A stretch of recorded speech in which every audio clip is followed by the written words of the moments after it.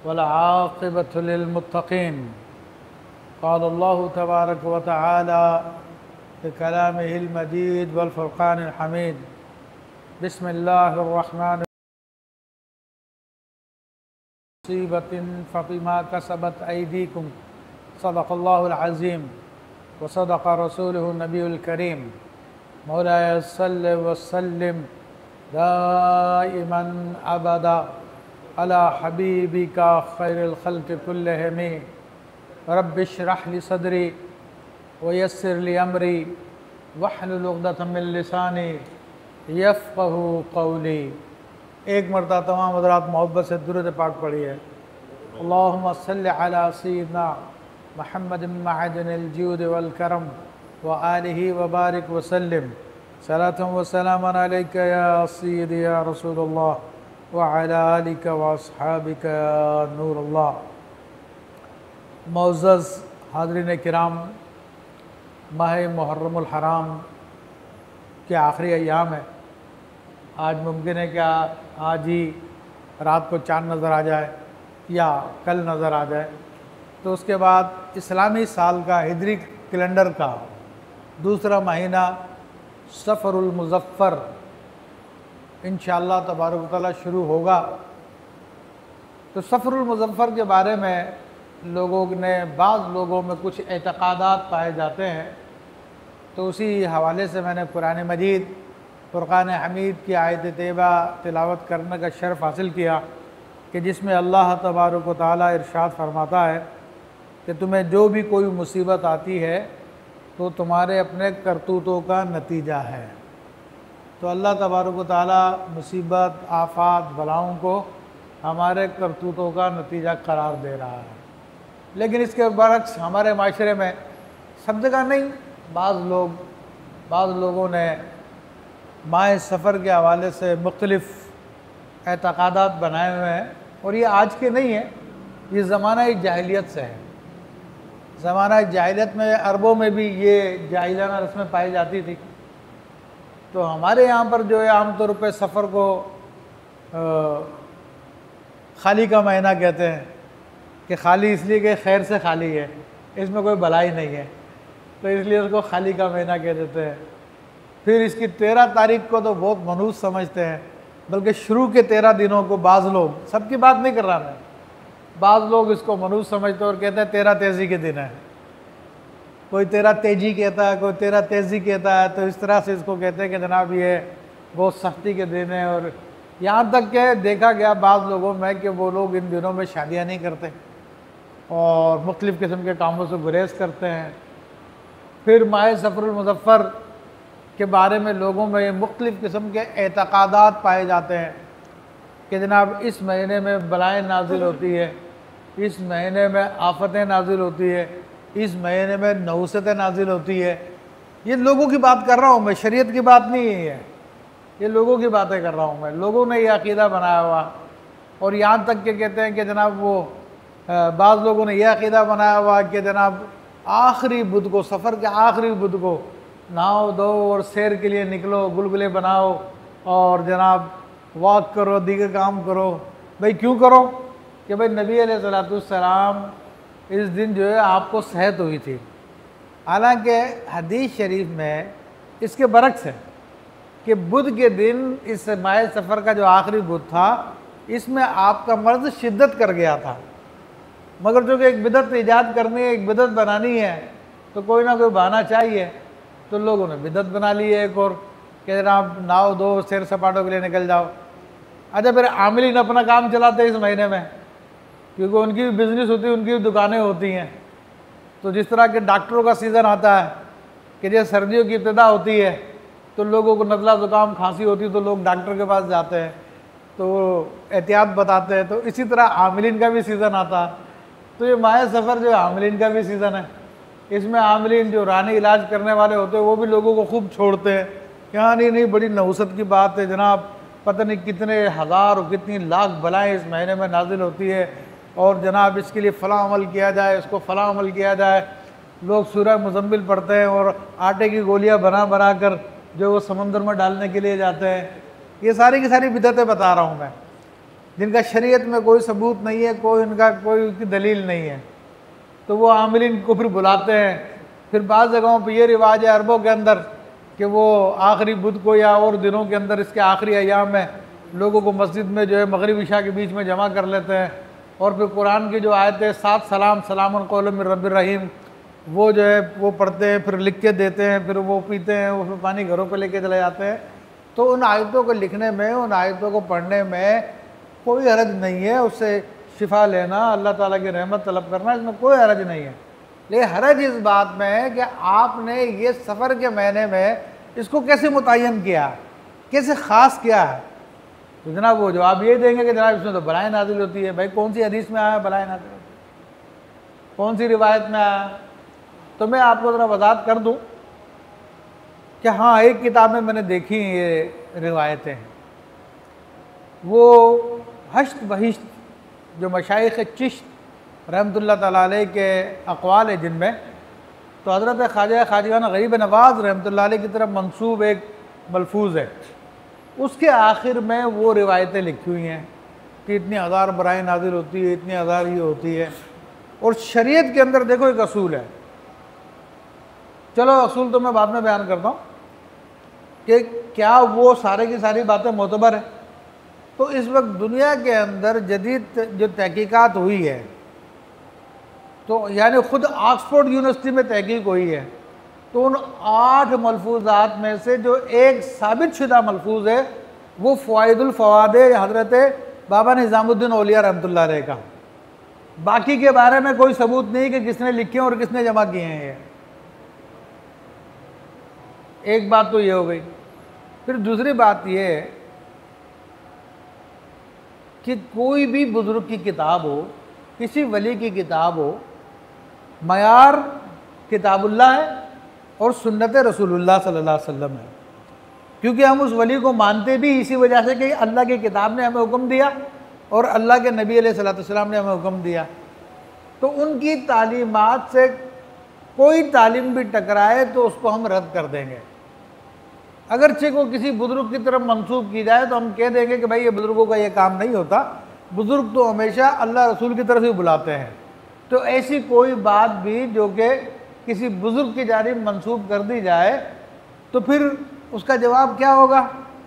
उसका जवाब ये होगा कि भाई ये बुज़ुर्गों ने ये बात नहीं कही, बुज़ुर्ग इस बात के कायल नहीं है। क्योंकि उन्हीं मलफूज़ात के अंदर बाज़ जगहों पर सजदा करने का भी जिक्र आया कि इंसान को सजदा कर रहा। हालांकि अल्लाह के नबी सल्लल्लाहु अलैहि वसल्लम की 400 हदीसें हैं तकरीबन कि जिनमें आप अलैहिस्सलाम ने हराम फरमाया कि इंसान को सजदा करे। 400 हदीसें जिस पे इमाम अहले सुन्नत मुजद्दिद दीन व मिल्लत अशाह इमाम अहमद रज़ा ख़ान अलैहि रहमतुर रहमान का बाकायदा पूरा रिसाला है। 400 या 250 हदीसें मेरे ज़हन में नहीं आ रहा इस वक्त। अब ज़ुब्दतुल ज़किया फ़ी तहरीम सुजूद तहिया, तो रिसाले का नाम यही है कि ये खालिस पाकीज़ा मक्खन है इस बारे में कि इंसान के लिए जो ताज़ीम के लिए सजदा किया जाता है वो हराम है। तो ऐसी बातें भी उसमें शामिल कर दी गई हैं।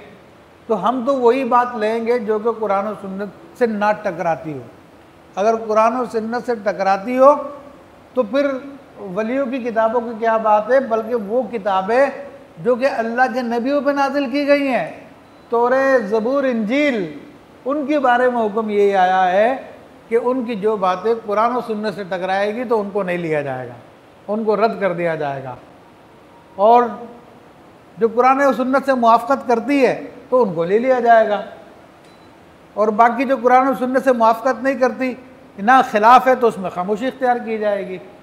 तो जब अल्लाह की मुनज़्ज़ल किताबें तौरे ज़बूर इंजील के बारे में ये हुक्म है, तो किसी वली के बारे में अगर कोई बात मंसूब करके हमें कोई दे दे तो वो फिर कबूलियत की सनद नहीं होती है। कबूलियत फिर भी मयार वही है, किताब व सुन्नत। और हम नहीं कहते, बड़े बड़े सूफिया किराम हज़रत जुनैद बगदादी रहमतुल्लाह ताला अलैह जो सैयदुत ताइफ़ा कहलाते हैं, तमाम सूफियों के सरदार कहलाते हैं, तमाम औलिया के सरदार कहलाते हैं, वो फरमाते हैं कि भाई जो भी कश्फ तुम्हें हो जाए, जो बात भी तुम्हें मिल जाए, पहले उसको किताब और सुन्नत के तराजू में तोलो। अगर किताब और सुन्नत के मुताबिक है तो ले लो, वरना उसको रद्द कर दो। ये असूल है, इसको जानना चाहिए सब लोगों को। तो बहरहाल अगर उस किताब के अंदर बाज़ रिवायतें दी भी है लेकिन उनकी कोई सनद नहीं है, और सनद के बगैर हदीस मकबूल नहीं होती है। हदीस मकबूल तभी है जब सनद के साथ हो, वरना तो जालिम लोगों ने कितनी हदीसें गढ़ी हुई हैं जिनकी पहचान इसी बुनियाद पर होती है कि उसकी सनद नहीं है। तो उलमा ने मुहद्दिसीन ने फरमाया कि ये गढ़ी हुई हदीसें हैं कि इनकी सनदें मिल ही नहीं रही हैं। तो वो उस किताब के अंदर इस बात का जिक्र किया गया, तो इसलिए मैंने पेश किया, आपको बता दिया। कोई आपको बोलेगा नहीं नहीं सबूत मौजूद है, मैं तुझे किताब दिखाता हूँ, वो उठा के ले आएगा किताब और आपको दिखाएगा, आप बोलेंगे यार तो गरीब नवाज रहमतुल्लाह ने लिखा। तो इसलिए मैंने पूरी डिटेल आपके सामने बता दी, अगर कोई आपको दिखाए भी तो आप समझ जाना। इसी तरह एक और बिदत है, वो बिदत भी बड़ी मशहूर है कि सफ़र के आखिरी महीने में आखिरी जुमे को 4 रकात नमाज पढ़ी जाती है। सफ़र में है ना, रमज़ान में? अच्छा अच्छा, तो वो चलो ठीक है, रमज़ान के लिए रख लेते हैं उसको। तो वो भी एक बिदत है कि जना वो 4 रकात नमाज पढ़ लो रमज़ान के आखिरी जुमे में तो सारी ज़िंदगी की क़ज़ा अदा हो जाएगी। तो वो भी एक बिदत है जिसका कोई सबूत नहीं है। तो बहरहाल कहने का मतलब ये है कि सफ़र के महीने में लोगों ने मुख्तलिफ़ किस्म के एतक़ादात बनाए हुए हैं, और हर वो एतक़ाद, हर वो अमल जिसकी दलील कुरान और सुन्नत में नहीं है वो मरदूद है। ये मेरे अल्फाज नहीं है, ये अल्लाह के नबी सल्लल्लाहु अलैहि वसल्लम के अल्फाज है। मन हदसा फ़ी अमरिना हादा मा हुआ लैसा मिन्हु फहुवा रद्दुन, कि जो हमारे इस दीन के अंदर कोई ऐसी चीज़ लेकर आए जिसकी बुनियादें इस दीन में नहीं मिलती तो वो मरदूद है। तो ये अल्फाज हदीस शरीफ के हैं। तो चुनांचे जितने भी तवहमात जो सफ़र के हवाले से लोगों ने बनाए हुए हैं तो उनकी कोई दलील नहीं है, वो सारे के सारे रद्द हैं। उनके ऊपर अमल नहीं करना चाहिए, जो अमल कर रहा हो तो उसको भी मोहब्बत से समझाना चाहिए। फिर अरबों के अंदर भी ये बात पाई जाती थी, और अरबों के अंदर ये बात इस तरह से पाई जाती थी कि वो सफ़र को मनहूस समझते थे, और उसकी नहुसत की वजह से वो लोग जो है सफ़र को चेंज भी कर दिया करते थे।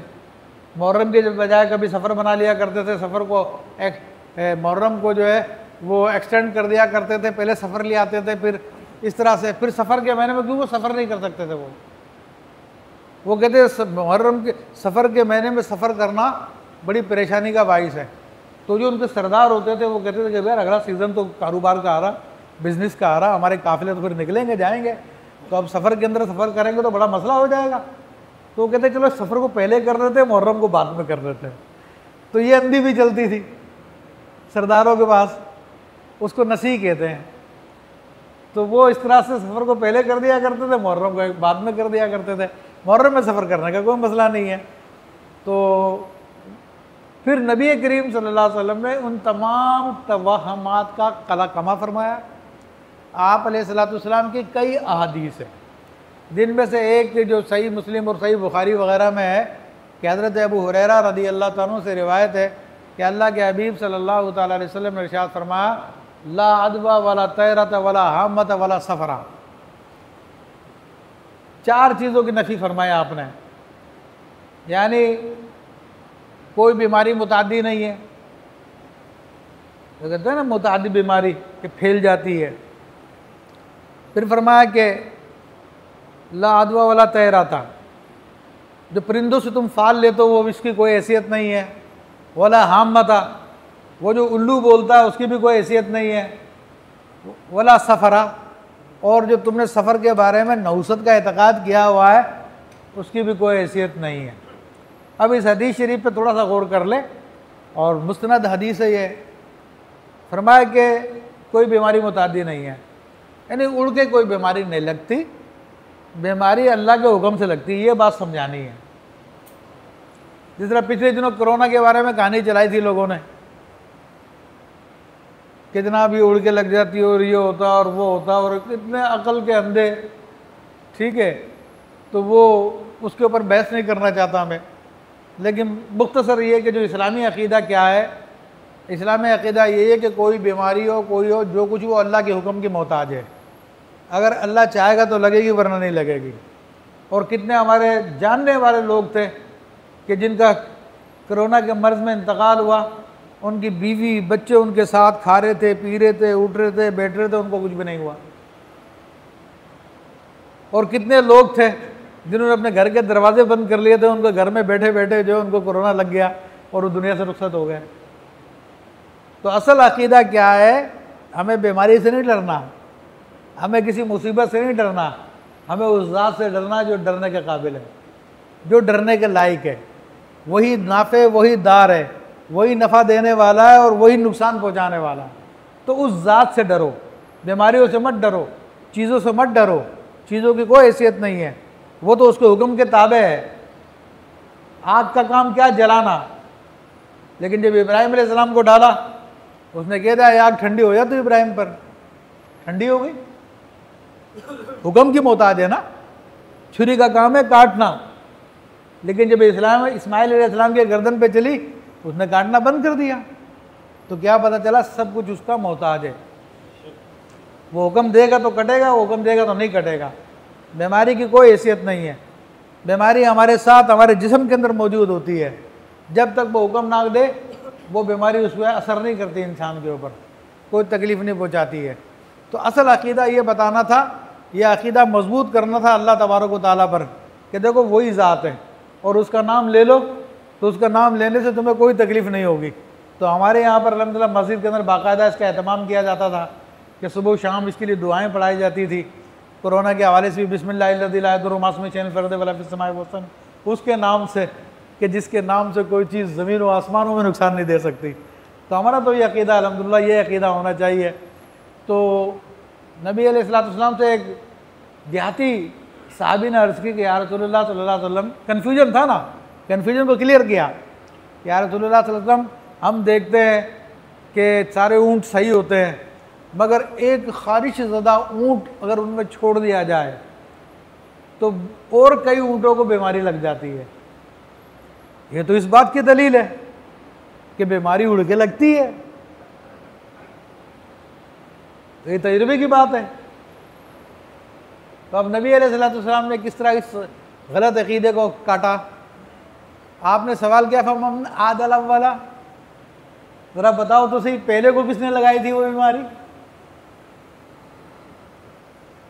पहला तो अकेला ही था ना, उसके पास तो कोई दूसरा ऊँट नहीं आया बीमारी वाला, उसको तो अल्लाह ने लगाई ना। तो नबी अलैहिस्सलाम ने समझा दिया, जिसने पहले को बीमारी लगाई थी उसने ही बाद में दीगर ऊँटों को लगाई है। ये नहीं कि ये ऊँट आ गया तो बीमारी उड़ के खुद में खुद लग गई है। तो बीमारी अल्लाह के लगाने से लगी है, वरना नहीं लगती। फिर जो फरमाया गया वाला तेरा था वाला हामा था, तो कोई परिंदों का फाल नहीं है। तो अरबों की आदत थी कि जब वो सफ़र के लिए निकलते थे तो दरख्त पे परिंदे बैठे होते थे, तो वो फिर फाल निकालते थे। और फाल किस तरह निकालते थे? जाके परिंदों को उड़ाते थे। अगर वो दाएं जानिब जाएं तो कहते हैं हाँ सफ़र बाबरकत है, सफ़र अच्छा रहेगा कि सीधी तरफ गए हैं परिंदे।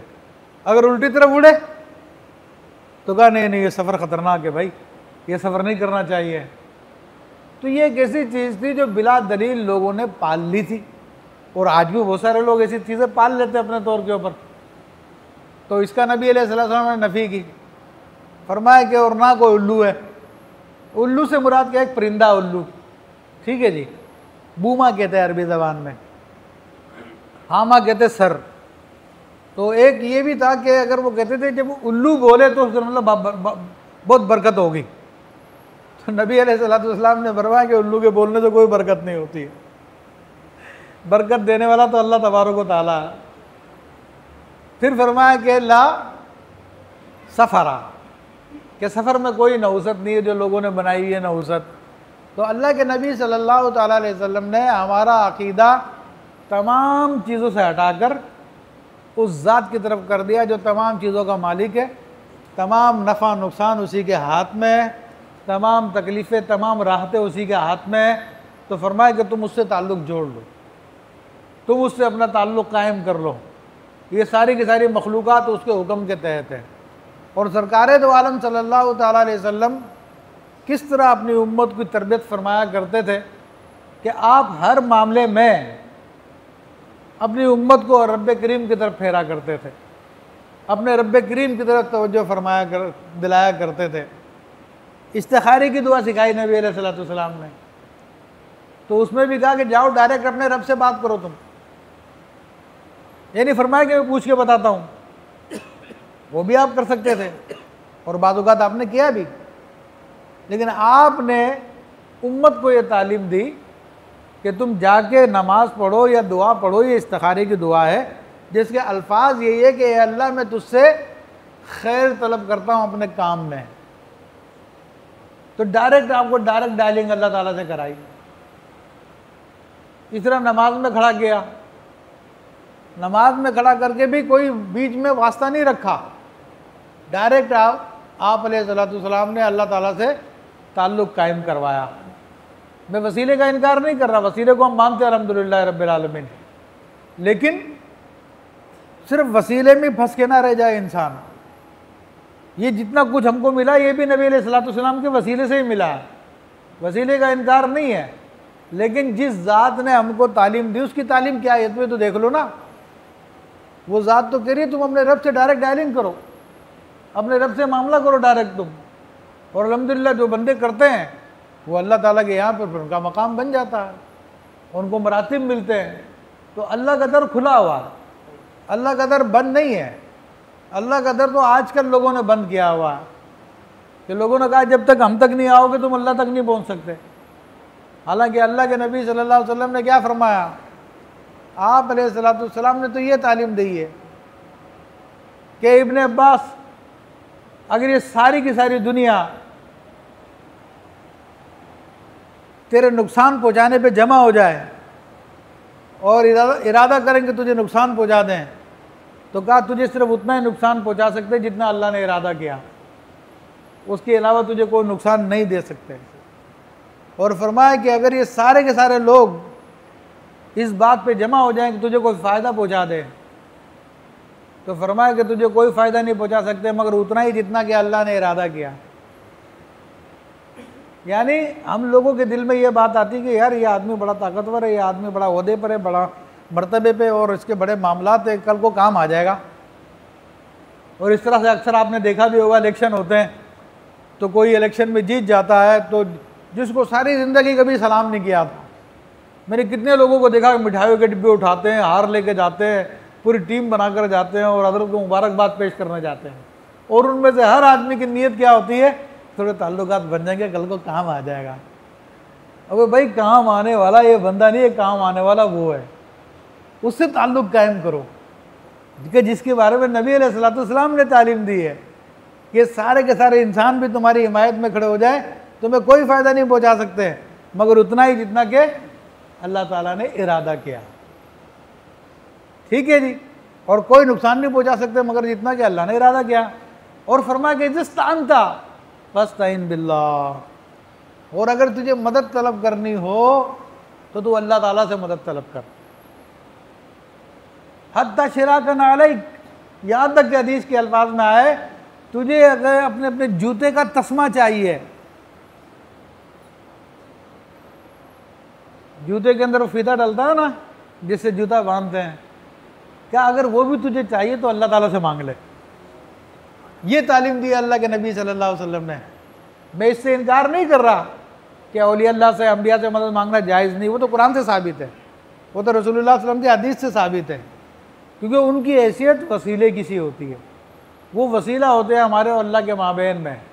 मगर हम लोग अल्लाह को फिर भूल जाते हैं, अल्लाह की तरफ कोई तवज्जो ही नहीं करते और सारे के सारे अपने मामला सिर्फ उसी हद तक सोचते हैं कि हाँ यार फ़लाँ के पास चला जाऊँगा, हाँ यार मैं फ़लाँ के पास चला जाऊँगा, फ़लाँ मेरा काम बना देगा, फ़लाँ मेरे काम आ जाएगा।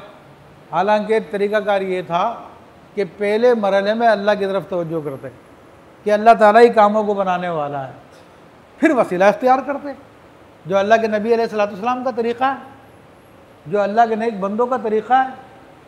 तो हम लोग पहले वसीले से शुरू करते हैं और वसीले पे ख़त्म कर देते हैं और वो ज़ात जिस तक वसीला लिया जाना था उसको उसके बारे में सोचते भी नहीं हैं।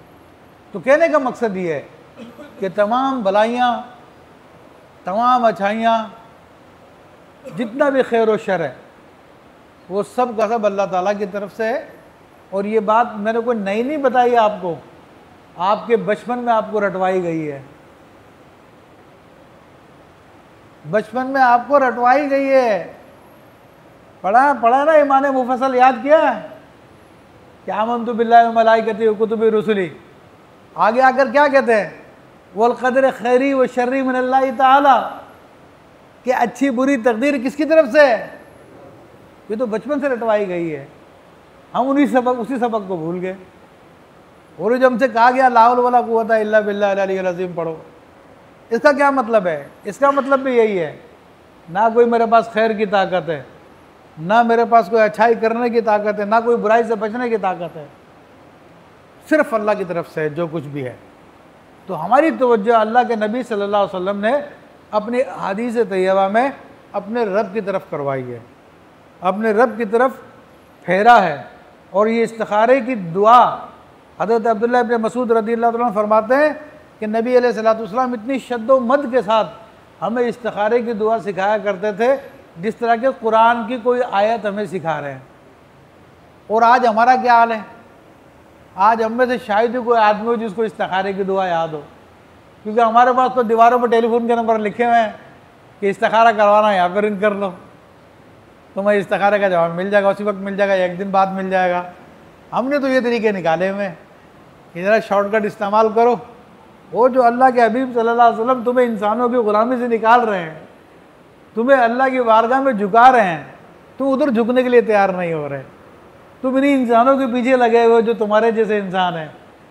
तो ये अल्लाह ताला के नबी की तालीमात को देखें और फिर उसकी तरफ आएँ। तो माह सफ़रुल मुज़फ़्फ़र के हवाले से मैं गुफ्तगू कर रहा था कि ये सफ़र के महीने में या किसी महीने में कोई नहुसत नहीं है। ये जो लोग कहते हैं कि इसमें शादी करना नहीं चाहिए, बिल्कुल गलत है। ख़ुद नबी करीम सल्लल्लाहु अलैहि वसल्लम ने इसी महीने में शादी की। हज़रत खदीजा रज़ियल्लाहु अन्हा से आपका निकाह सफ़र में हुआ। लोग कहते हैं सफ़र नहीं करना चाहिए, नबी अलैहिस्सलाम ने इस महीने में सफ़र किया, सफ़र के महीने में, और आप बाकायदा जिहाद के लिए तशरीफ़ ले गए आप अलैहिस्सलाम। तो ये मुख्तलिफ़ किस्म के गलत अक़ीदा हमारे यहाँ पे है। तो बीमारियाँ नाज़िल होती है, बलाएँ नाज़िल होती है, आफ़तें नाज़िल होती है। भाई वो तो अल्लाह के नबी सल्लल्लाहु अलैहि वसल्लम ने हमें सुबह शाम के औरात दे दिए हैं, उनको पढ़ो, हर बीमारी हर आफत से बच जाओगे। हाँ, इतना फरमाया एक हदीस जो आया कि साल में एक रात ऐसी होती है जिसमें बलाएँ नाजिल होती है। ये नहीं फरमाया सफ़र के महीने में, फरमाया कि वो किसी भी टाइम आ सकती है, फरमाया कि गैर मुतय्यन फरमाया। तो फरमाया कि रात को जब अपने बर्तन रखो तो उनको ढक दिया करो। तो आमतौर पे हम लोगों में एक बीमारी है कि पानी का गिलास रखते हैं तो गिलास खुला रहता है, उसको ढकते नहीं हैं हम लोग। और शुमी किस्मत से वो उस रात को बला नाज़िल हुई और आपने फिर पानी डाल के पिया तो फिर आप बीमारी में मुब्तला हो जाते हैं। तो आप अलैहिस्सलाम ने फरमाया कि रात में अपने बर्तनों को ढक दिया करो। अगर ढकने के लिए तुम्हारे पास कोई चीज़ नहीं है तो कुछ तिनका उठाकर बिस्मिल्लाहिर्रहमानिर्रहीम कह के रख दिया करो उसके ऊपर, ताकि तुम उन बलाओं से महफूज हो जाओ। तो अल्लाह ताला से दुआ कि अल्लाह तबारक व तआला में हर किस्म के वहम से बचाए और हबीब अलैहिस्सलाम की जो सच्ची सच्ची तालीमात है, जो औलिया किराम की तालीमात है, तो अल्लाह तबारक व तआला हमें उस पर अमल करने की तौफीक अता फ़रमाए। आमीन बिजाहिन नबी अमीन।